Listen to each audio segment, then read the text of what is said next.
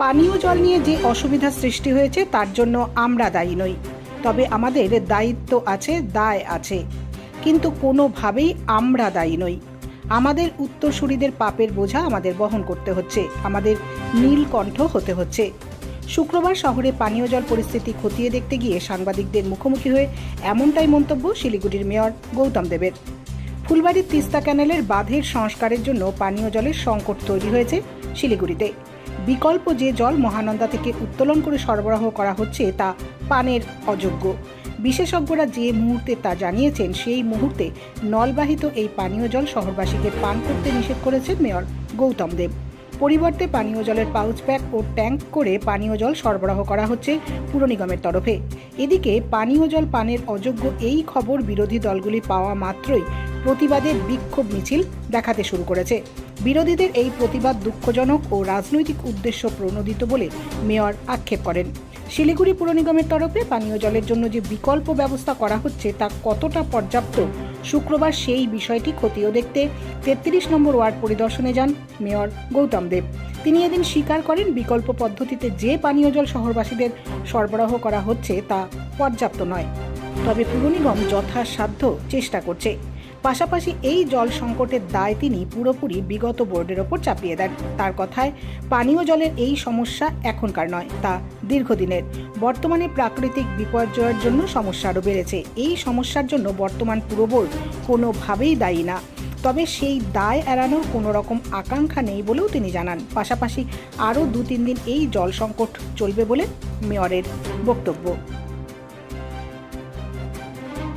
বিরোধী দল, এই আগমার্কা বিরোধী দল যারা জিরো আছে, মাইনাসে চলে যাবে। দুটো বিরোধী দল যারা জোটবদ্ধভাবে আছে, নামই নিতে ইচ্ছে করে না, জিরো থেকে মাইনাসে যাবে।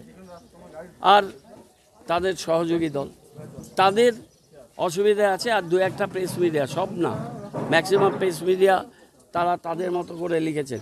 সংবাদ মাধ্যম কি পরিবেশন করবেন সংবাদ, সেটা তো আমি তাদেরকে ঠিক করে দিতে পারবো না। 2-1টা সংবাদ মাধ্যমে তারা প্রচেষ্টাটা, সেই প্রচেষ্টাটা কতখানি আন্তরিক, মানুষের কাছে বিষয়টা একটা প্রাকৃতিক দুর্যোগ, সেই দুর্যোগে কাছে মানুষ অসহায় হয়ে যায়। সেইখানে উইশান্টিং না করে কিভাবে সেই সমস্যাটা সমাধান করা যাবে সেইটা না দেখে কেউ করেছে, এবং তারা অনেক বেশি আতঙ্ক সৃষ্টি করছে। তারা অনেক পুরনো রেফারেন্স টেনে প্রবন্ধ বার করছে, সেটা তাদের অধিকার, তারা করতে পারে, সেটা নিয়ে আমি বলার কেউ নই। কিন্তু এটা আমাকে ব্যথিত করেছে। আমরা মানুষ এটা সহ্য করছেন, আর 2-2.5 দিন এই জল যন্ত্রণা থাকবে। আমরা আগেই মানুষের কাছে ক্ষমা চেয়েছি, এটা আমাদের অপরাধ নয়, এটা আমাদের উত্তরসূরিদের পাপের বোঝা আমাদের বহন করতে হচ্ছে, আমাদের নীলকণ্ঠ হতে হচ্ছে। আমাদের উত্তরসূরি যারা চিৎকার করছিল, তাদের পাপ, তাদের অপদার্থতা, তাদের ব্যর্থতা, তাদের ইনঅ্যাকশন, তাদের 41 বছর 45 বছর কর্পোরেশন এবং সরকারের একটা বৃহৎ অংশে তাদের থাকা জনপ্রতিনিধি হিসাবে এসজেডিএ এবং ইউডিএমে, তারা শিলিগুড়ি শহরে এই যন্ত্রণা তৈরি করেছেন, যেখান থেকে আমরা বেরিয়ে যাওয়ার প্রচেষ্টা নিচ্ছি। আমরা মানুষ, হ্যাঁ বলুন। বিকল্পভাবে যে জলের ব্যবস্থা করা হচ্ছে সেটা পর্যাপ্ত করে সাধারণ মানুষ? আমি তো বললাম যে 55 ml তো আমি পৌঁছাতে পারবো না। আমাদের অল্টারনেটিভ মেজারমেন্টে যা জল পাঠিয়েছে, আর জলটা অন্য পারপাসে ব্যবহার করা যাচ্ছে।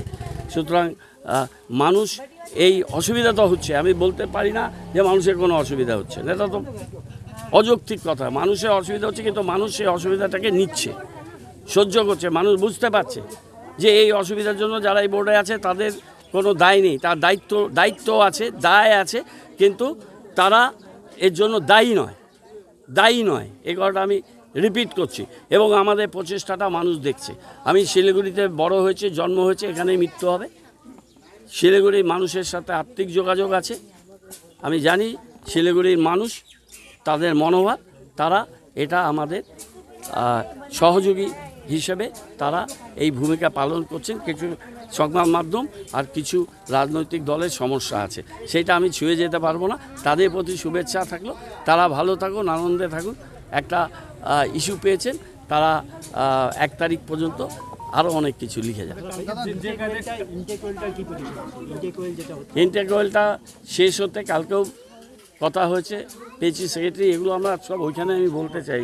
ইনটেকটা আমার নিজের ধারণা ওরা 21-22 তারিখে হ্যান্ড ওভার দেবে বলেছে জুনে, আমার ধারণা জুন পুরো কমপ্লিট লাগবে। তাহলে আমি প্রেস কনফারেন্সে কীভাবে বলবো? না ওখানে বলবো, ওখানে বলবো প্লিজ, এটা বলে ওখানে ইস্যু থাকবে না, অনেকগুলো ইম্পর্টেন্ট বিষয় বলবো। কালকে যে কায়দায় আন্দোলনটা হয়েছে